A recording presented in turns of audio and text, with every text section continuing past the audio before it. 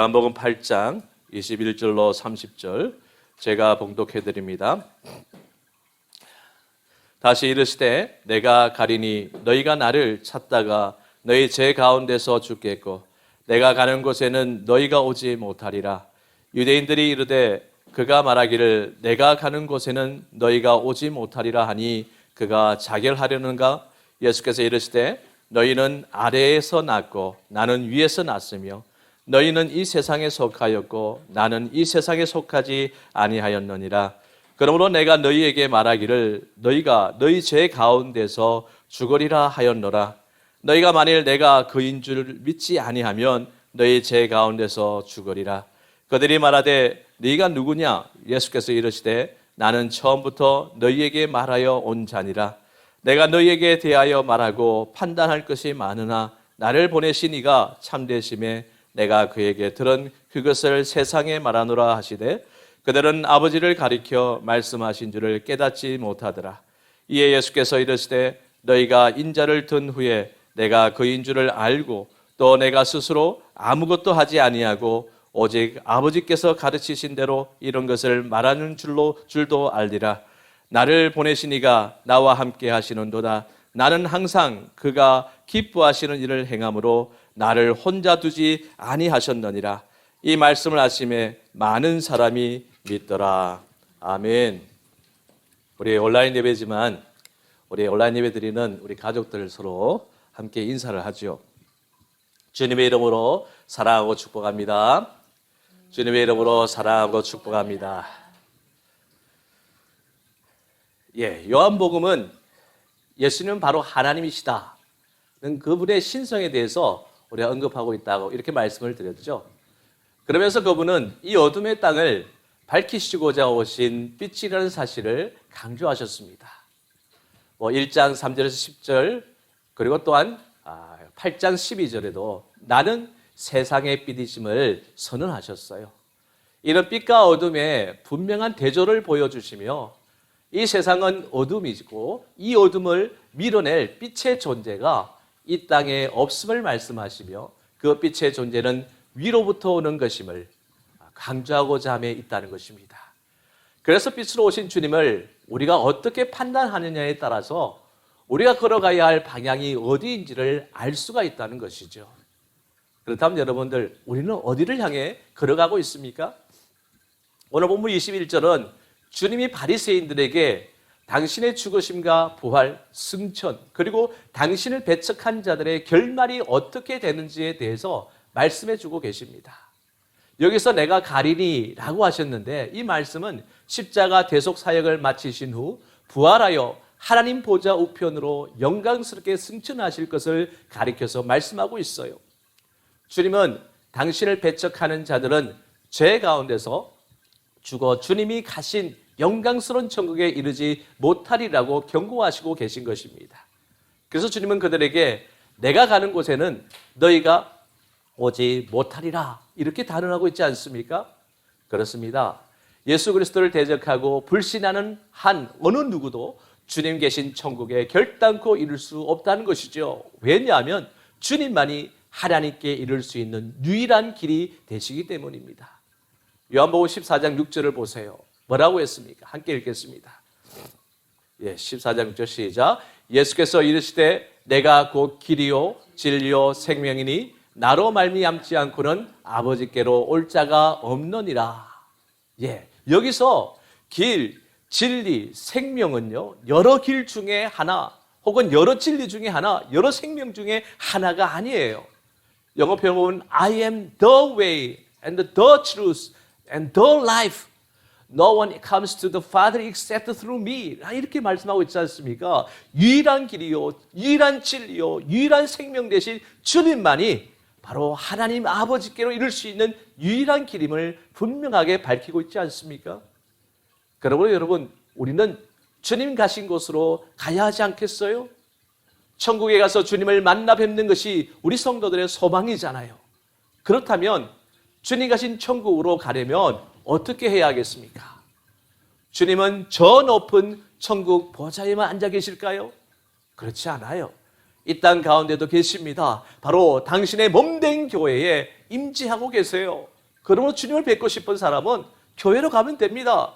주님은 교회가 선포하고 증거하는 십자가 진리 속에 계신 거예요. 그러므로 누구든지 믿음으로 십자가 대속 진리를 영접하게 되면 그것이 곧 주님을 만나는 길이요, 주님 계신 곳으로 갈 수 있는 비결이 되는 것입니다. 주님은 당신의 십자가 대속 은혜를 믿고 당신을 구주로 영접한 성도들을 당신이 계신 곳으로 데려가시겠다고 약속하셨어요. 요한복음 14장 3절 한번 보실까요? 시작. 가서 너희를 위하여 거처를 예비하면 내가 다시 와서 너희를 내게로 영접하여 나 있는 곳에 너희도 있게 하리라. 할렐루야.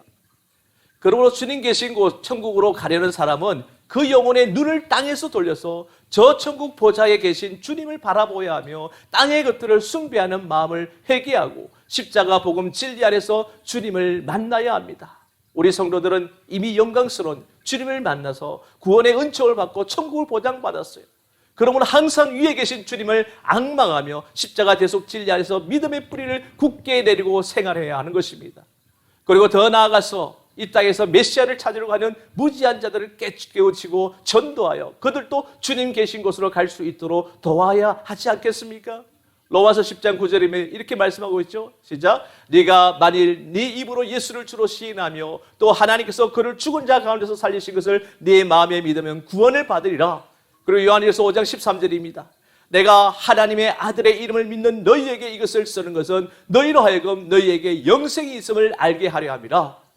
제가 며칠 전에 CBS 새롭게 하소서라는 프로그램을 통해서 불교학교 학생회장 출신이 전도왕이 된 최병호 집사님에 대한 스토리를 보았는데요. 부모의 강력한 불신으로 태어난 아들이어서 어릴 때부터 불교에 심취해 있었고 중학교도 불교학교를 다녔을 뿐만 아니라 불교학교 학생회장까지 할 정도로, 그리고 불교 TV에까지 불교 행사 때 나올 정도로 불심이 충만했다고 합니다. 그러던 그가 고등학교를 미션스쿨로 배정받게 되어서 처음에는 굉장히 이 기독교에 대한 반감과 거부를 드러내며 반항을 했다고 해요. 그런데 어느 날 갑자기 자신이 지옥문 앞에 서 있는 모습을 보고 두려워하는 중에 주님을 만나게 되고 2,000명이 넘는 영혼을 전도한 전도왕이 되었다는 내용이었어요. 특히 제가 감동을 받은 부분은 자기가 불교학교 다닐 때 같은 반에 5명 정도 기독교인이 있었는데 그 중에 한 명이 목사의 아들이었대요. 불교학교인 만큼 우리 미션스쿨에서 하듯이 종교활동 시간, 즉 채플이 있었는데 부처에게 끝까지 절하지 않았던 친구가 바로 그 친구였대요. 그래서 자존심 싸움을 하듯이 목탁으로 그의 머리를 수없이 때리기까지 했는데 그 친구는 화를 내지 않고 자기를 이해해달라고 하더라는 거죠. 그러면서 자기가 다니는 교회에 나오면 좋겠다고 이야기까지 했다고 그래요. 그런 처음에 이런 미친놈이 다 있나 라고 생각하면서도 한편으로는 겁이 났다고 했어요. 어떻게 이렇게 맞으면서도 물러섬이 없는 그의 모습을 보면서 그가 든든한 뒷배경이 있는 것 아니냐라는 생각을 했다고 그래요. 그리고 그가 주님을 만나고 나서 그 든든한 배경이 바로 주님이었구나라는 것을 깨닫게 되었다는 것이죠. 그런데 갑자기 주님을 믿고 나서 갑자기 화가 나더라는 겁니다. 이 친구는 끝까지 굽히지 않고 그 신앙을 지키며 자기에게 교회에 나올 것을 이야기했는데 다른 기독교인 친구들은 뭐냐라는 것이죠. 자신이 지옥으로 떨어지는 것을 그대로 방치할 수가 있느냐. 그러면서 그 친구들 찾아가서 따졌대요. 너희들은 친구가 지옥에 떨어져도 가만히 보고 있는 정말 나쁜 친구라고 말이죠. 저는 여기에 큰 충격과 감동을 받았어요. 그렇지, 내가 이렇게 구원의 감격을 누리고 살아가고 있는데 지금 눈앞에 놓여있는 지옥길을 향해 달려가는 영혼들을 방치해놓고 아무런 일 없는 것처럼 살아가고 있구나 하는 생각에 얼마나 가슴이 아팠는지 모릅니다. 그리고 통회하는 심정으로 회개했어요. 여러분들 한번 보세요. 주변에 자신이 지옥을 향해 달려가는 영혼인 것조차 모르고 사는 사람들이 얼마나 많습니까? 그것을 알려줘도 제대로 깨닫지 못하는 자들 또한 얼마나 많습니까? 이 땅에는 어디로 가야 할지를 모르는 자들이 참 많다는 것입니다. 오늘 본문 한번 보세요. 유일하신 영생의 길 대신 주님을 눈앞에 두고도 주변의 인식과 반응은 주님의 말씀과 증거와는 상당히 온도차가 느껴지는 것을 확인할 수가 있어요. 22절을 보면 주님의 경고를 들은 바리새인들이 주님의 말씀을 조롱하는 것을 보지 않습니까? 그들은 주님이 가시겠다는 그 말씀에 대해서, 또 그들이 주님 가시는 곳에는 오지 못하리라는 그 경고에 대해서 뭐라고 이야기하면 그가 자기를 하려는가 라고 말하고 있어요. 이 말은 주님이 천국으로 승천하실 것에 대해 알지 못한 그들의 무지의 소산인 동시에 주님을 조롱하는 말이기도 합니다. 그들이 주님 가신 곳에 올 수 없다는 주님의 말씀에 우리가 당신을 따라갈 수 없는 곳에 간다면 결국 자살한다는 말이 아니냐, 이렇게 모독한 것이죠. 유대인들은 자살하는 자는 하나님의 저주를 받는다고 믿었어요. 자살하는 자는 용서받지 못하고 지옥으로 떨어지며 하나님이 그 남은 후손들에게까지 벌을 내리신다고 여겼던 것이죠. 그러므로 바리새인들은 주님을 자살하려는 어리석은 자로 모독하고 주님을 저주받을 자로 조롱하고 있는 것입니다. 그러나 여러분, 정작 자살하고 있는 자들은 누구입니까? 바로 그 바리새인들이었어요. 주님은 강야와 같은 이 세상에 어떤 분으로 오셨습니까? 생수로 오셨어요. 또한 이 죄의 흑암으로 덮여있는 이 세상에 어떤 분으로 오셨습니까? 빛으로 오신 분이세요. 이런 주님을 눈앞에 두고 보면서도 그분을 구주로 영접지 않고 대적하고 조롱하는 그들이야말로 스스로 영원한 자살의 길을 택하는 어리석은 자들 아닙니까? 주님을 영접하면 영원한 생명을 얻을 수 있는데 그것을 거부하니 그들에게는 하나님의 진노와 영원한 심판만이 기다리고 있을 뿐입니다. 로마서 1장 18절 19절 한번 볼까요? 시작. 하나님의 진노가 불의로 진리를 막는 사람들의 모든 경건하지 않음과 불의에 대하여 하늘로부터 나타나나니 이는 하나님을 알만한 것이 그들 속에 보임이라. 하나님께서 이를 그들에게 보이셨느니라. 그렇습니다. 주님을 만날 기회를 얻고도 주님을 영접지 않는 그들이야말로 스스로 영생과 축복을 내어버리고 천국의 소망을 소멸시키며 자신들을 영원한 죽음의 운명으로 몰아가고 있는 것입니다. 그러므로 여러분, 우리는 그들 같은 어리석음을 범하지 말아야 할 것입니다. 주님을 구주로 영접했다고 해서 자만하고 안일한 자세를 지녀서는 아니 되는 것입니다. 늘 생명의 근원 대신 주님과 교제하며 주님의 생명이 우리 영혼에 충만하도록 만들어야 한다는 것입니다. 주님의 말씀을 생명으로 여겨서 사모하고 순종해야 하는 것이에요. 주님을 영접하고도 주님과 교제하는 생활 대신에 세상을 살아가는 생활을 한다면 우리의 영혼은 죽어갈 수밖에 없는 것입니다. 포도나무 가지가 포도나무 원줄기에 붙어서 그 양분을 섭취하듯 주님과 늘 밀접한 교제를 나누어야 주님이 주시는 영원한 생명을 유지할 수가 있는 것입니다. 주님을 만나거나 만날 기회를 얻고도 주님을 구주로 영접지 않는 자들은 영원한 자살의 길로 가는 것이나 다름없다는 사실을 우리는 결코 잊지 말아야 합니다. 그래서 우리 이사야의 말씀을 잘 기억하십시오. 이사야 55장 6, 7절입니다. 시작. 너희는 여호와를 만날 만한 때에 찾아라. 가까이 계실 때에 그를 부르라. 악인은 그의 길을, 불의한 자는 그의 생각을 버리고 여호와께로 돌아오라. 그리하면 그가 긍휼히 여기시리라. 우리 하나님께로 돌아오라. 그가 너그럽게 용서하시리라. 할렐루야. 기회는 항상 있는 것이 아닙니다. 기회가 주어졌을 때 그 기회를 부여잡느냐 그렇지 않느냐에 따라서 우리의 운명은 완전히 달라질 수밖에 없어요. 바리새인들에게 얼마나 많은 기회들이 주어졌습니까?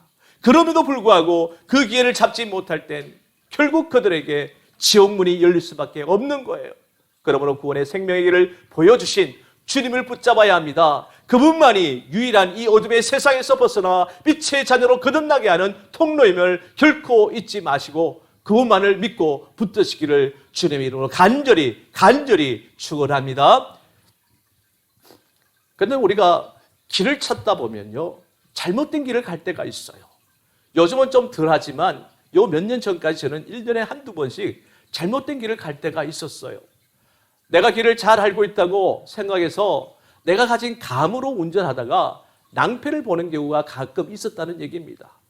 그런데 참 희한한 것은요, 자기가 잘못된 길로 간 것 같다고 생각하면 다시 돌이켜서 내비게이션이 인도하는 대로 돌아가면 되는데 웬 고집을 부리는지 내 감대로 운전했다가 완전히 엉뚱한 곳으로 가는 경우가 있다는 거죠. 얼마나 어리석습니까? 그런 반면교사적 경험이 매년 있음에도 불구하고 반복적으로 일어났으니 참 한심한 일 아닙니까? 영적인 길도 마찬가지예요. 혹시나 잘못해서 잘못된 판단을 할 수도 있어요. 하지만 그 잘못을 깨달았다면 어떻게 해야 됩니까? 돌이켜야 되는 것이에요.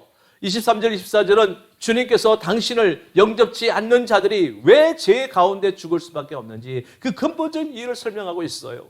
주님은 당신이 위에서 나신 분이요, 위에 속한 분임을 밝히시면서 바리새인들은 너희들이 이 세상에 속한 자들을 확인시켜주고 있습니다. 그리고 그러한 이유로 주님을 구주로 영접지 않는 자는 필연적으로 영원한 죽음을 당할 수밖에 없다, 이렇게 경고하고 계신 것입니다.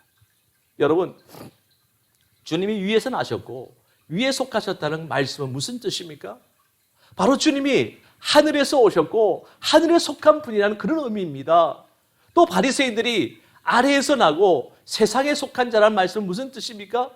바로 사단의 사망과 죄악 권세 아래에 있는 자들이요, 죄악 세상에 속해 있는 자들이라는 그런 의미예요.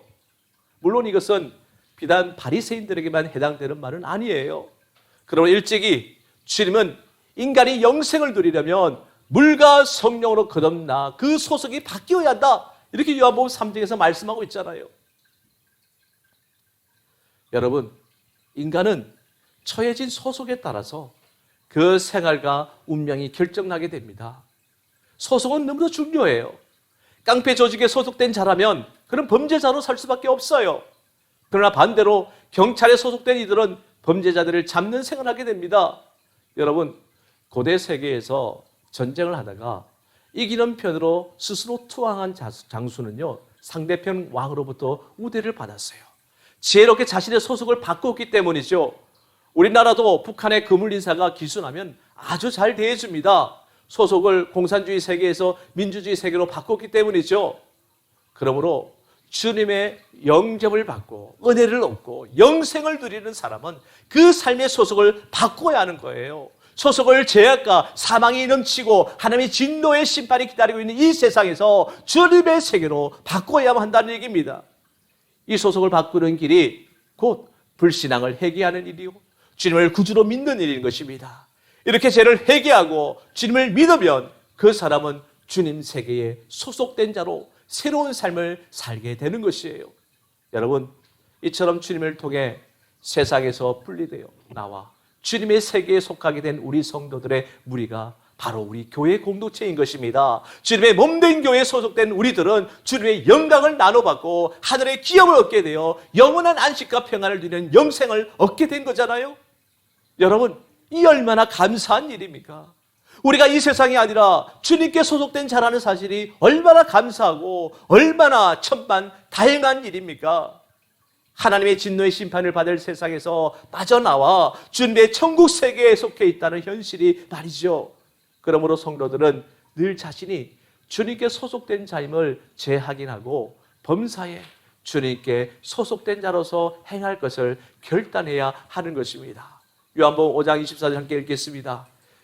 내가 진실로 진실로 너에게 이르노니 내 말을 듣고 또 나 보내신 이를 믿는 자는 영생을 얻었고 심판에 이르지 아니하나니 사망에서 생명으로 옮겼느니라. 할렐루야. 요한복음 15장 19절입니다. 너희가 세상에 속하였으면 세상이 자기의 것을 사랑할 것이나 너희는 세상에 속한 자가 아니요 도리어 내가 너희를 세상에서 택하였기 때문에 세상이 너희를 미워하느니라. 그렇습니다. 잘못된 길에서 돌이켜 바른 길로 간다는 것, 그래서 우리가 평사시 때 편하고 쉬운 길로 갔던 그 길을 힘들고 어려운 가시밭길과도 같은 길을 가는 것과 매 한 가지인 것입니다. 왜냐하면 주님이 계신 천국을 향해 가는 여정이기에 주님을 따라가는 그의 자녀들은 주님이 이 땅에서 받으셨던 십자가의 고난의 길을 걸을 수밖에 없기 때문이죠. 그렇다면 여러분들은 진정 어떤 길을 가기를 원하십니까? 눈앞에 보이는 고난이 두려워서 세상의 편한 길로 도망치고 그런 길로 가기를 원하십니까? 그러지 마십시오. 그런 유혹을 여러분들이 몰려오겠지만 여러분 두려워하지 마시고 담대하게 주님이 걸어가신 그 길을 걸어가야 합니다. 왜냐고요? 그 길은 하나님과 영원히 동행하는 여정이기 때문입니다. 29절에 보면 주님은 하나님 아버지께서 당신과 항상 함께 하시며 당신을 혼자 두지 않으신다고 말씀하셨습니다. 주님이 아무리 진리의 말씀을 교훈해도 바리새인들과 서기관들은 조롱하고 모욕만 했어요. 보통 사람들 같으면 이런 때가 낙심하고 소외감을 느낄 것 아니겠습니까? 그러나 주님은 오히려 당신과 함께 하시는 하나님 아버지로 인해서 위로와 힘을 얻으신 것입니다. 여러분, 주님이 하나님 아버지의 풍성한 은혜를 늘 받으셨던 비결이 무엇일까요? 주님은 나는 항상 그가 기뻐하시는 일을 행함으로 하나님 아버지가 당신과 함께 하시고 위로와 능력을 주신다고 이렇게 고백하셨어요. 주님은 하나님 아버지를 기쁘시게 하는 그런 삶을 사셨습니다. 영광스러운 성자 하나님의 보좌를 버리시고 성부 하나님의 그 구속 섭리를 이루어드리고자 천한 인간의 모습으로 이 세상에 오셨어요. 이것은 성자 예수님에게는 엄청난 자기 희생이요, 자기 비하였습니다. 또 주님은 이 세상에 사시면서 모든 것을 하나님의 뜻대로 행하셨어요. 어느 것 하나 당신이 원한 대로 행하신 일이 없었다는 얘기입니다. 그랬기에 하나님이 늘 주님과 함께 하시며 위로와 능력을 베풀어 주신 것입니다. 여러분, 우리는 본문의 주님의 이 고백을 통해 한 가지 진리를 깨닫게 됩니다. 그것은 하나님의 풍성하신 그 은혜는 성도의 충성도와 비례한다는 것이죠. 주님처럼 자신을 하나님께 전적으로 헌신하고 충성과 봉사를 하는 성도에게 하나님은 풍성한 은혜로 응답해 주신다는 것이죠. 애굽의 종으로 팔려간 요셉은 비록 종의 신분이었지만 범사에 하나님의 뜻을 순종하고 충성한 결과 애굽의 총리 대신으로 하나님이 세워주시지 않았습니까? 다니엘도 마찬가지입니다. 바빌론의 포로로 끌려갔지만 그곳에서 하나님을 경외하고 하나님을 높이니까 하나님이 함께 하셔서 사자의 입에서 구원해 주시고 또한 바빌론의 총리로 높여주시지 않았습니까? 바울 사도는 어떻습니까? 다메섹 도사에서 주님을 만난 후 회개하고 온 마음과 뜻을 다해 하나님의 복음을 전하는 일을 하니 하나님께서 큰 권능으로 함께 해주시고 살아서 천국을 구경할 수 있도록 은혜를 베풀어 주셨어요. 그래서 바울 사도는 뭐라고 고백했습니까? 고린도후서 1장 5절입니다. 시작. 그리스도의 고난이 우리에게 넘친 것 같이 우리의 위로도 그리스도로 말미암아 넘치는도다. 할렐루야. 여러분, 주님은 당신의 증인으로 충성하는 성도들에게 뭐라고 했습니까? 세상 끝날까지 항상 함께 해주시겠다고 약속하셨어요.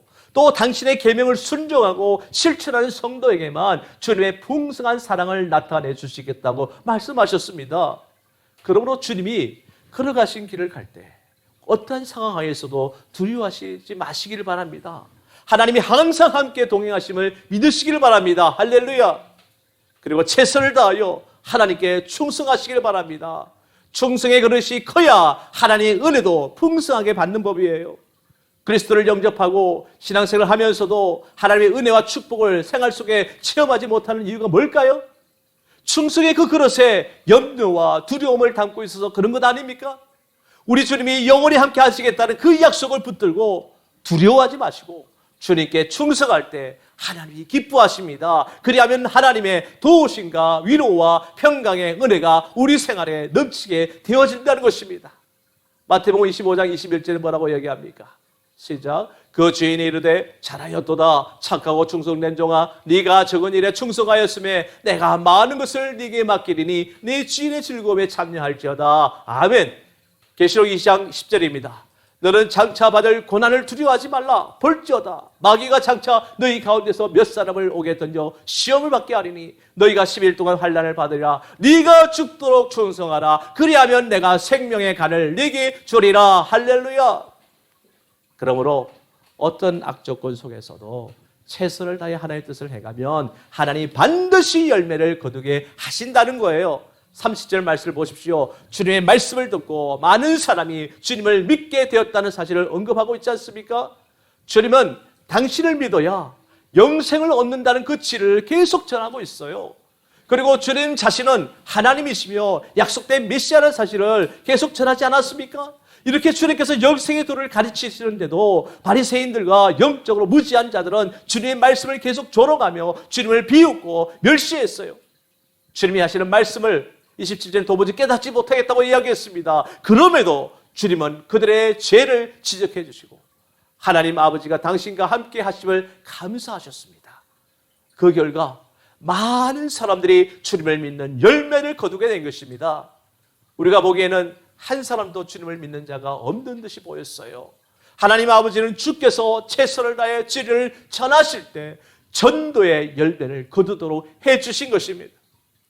여러분, 어떤 악조건 속에서도 우리의 본분을 다하고 하나님의 진리를 전하면 하나님께서 반드시 그 열매를 거두게 해주신다는 사실을 확신하시기를 바랍니다. 소개 선교사로 파송받은 바나바와 바울도 유대인들이 끈질긴 해방을 받고 또 바울 같은 경우 돌로 맞아서 혼절까지 하는 일을 당했지만 그런 와중에도 복음을 전하니 수많은 사람들이 하나님께 돌아오는 역사가 일어나지 않았습니까? 또 한 번도 가보지 못한 유럽의 빌립보성에 가서는 반역자의 누명을 쓰게 되고요. 또한 빌립보 감옥에 갇히기까지 않았습니까? 그런 와중에도 바울과 실라가 감사하며 찬송하니 옥문이 열리고 간수가 하나님을 영접하는 그런 열매를 거두기까지 했어요. 또 죄인의 몸으로 바울이 로마로 항해하던 중 큰 풍랑을 만나 배가 파손하여 멜리데라는 섬에 갇혔을 때도 바울 사도가 그 섬에 유력한 자의 병을 고쳐준 결과 멜리데 섬에 교회가 설립되는 열매를 얻기까지 했습니다. 여러분, 때로 우리가 하나님을 위해 봉사하고 헌신하고 희생한 일들이 다 수포로 돌아가는 것처럼 보일 때가 있어요. 충성한 일에 대한 결과가 좋지 않게 나타날 때도 있고 또 사람들의 오해를 받을 때도 있습니다. 또 전도를 해도 상대방이 너무나 죄에 깊이 빠져 있어서 회개할 희망이 보이지 않을 때도 있어요. 그러나 여러분들이 하나님께 대한 충성의 마음과 믿음으로 심은 것은 하나님께서 반드시 그 열매를 거두게 해주신다는 것입니다. 할렐루야!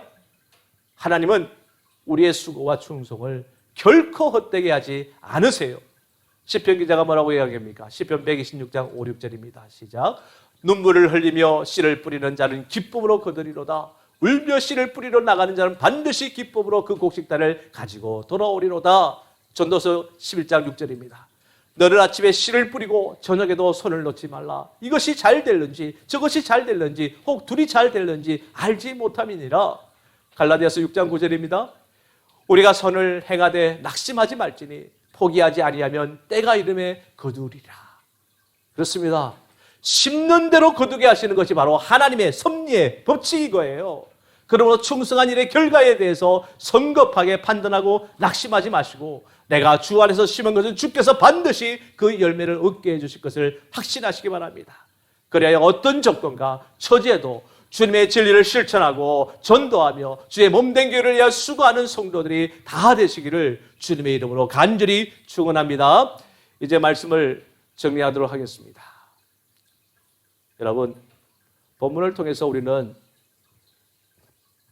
주님이 대적들 앞에서 어떤 자세를 지니고 행하셨는지를 보았어요. 주님은 대적자들에게 당신을 믿지 못하면 반드시 영원한 죽음을 맞게 된다고 강하게 선포했습니다. 또 그들의 조롱과 모욕을 받으시면서도 담대하게 자신이 하나님이요 메시아이심을 강조하셨어요. 그리고 사람들의 조롱과 무지에 낙심치 않으시고 또한 함께 하시는 하나님 아버지를 의지하며 감사드리셨습니다. 바로 주님이 보이신 그 길을 주목합시다. 바로 우리가 가야 할 최종 종착지가 어디인지를 분명하게 말씀하셨습니다. 그리고 그 길을 갈 때 이 어둠의 세상이 조롱과 모욕으로 우리를 낙심케 만든 일이 비일비재하게 나타나지만 우리와 영원토록 함께 동행하시는 하나님을 의지하여 담대하게 그 길을 충성스럽게 달려간다면 그 고난의 길이 영광의 열매를 맺는 축복의 길이 된다는 사실을 명심하시고 주가 보이신 생명의 길만을 향해 힘써 달려가는 저와 여러분들이 다 되시기를 주님으로 간절히 축원합니다. 오늘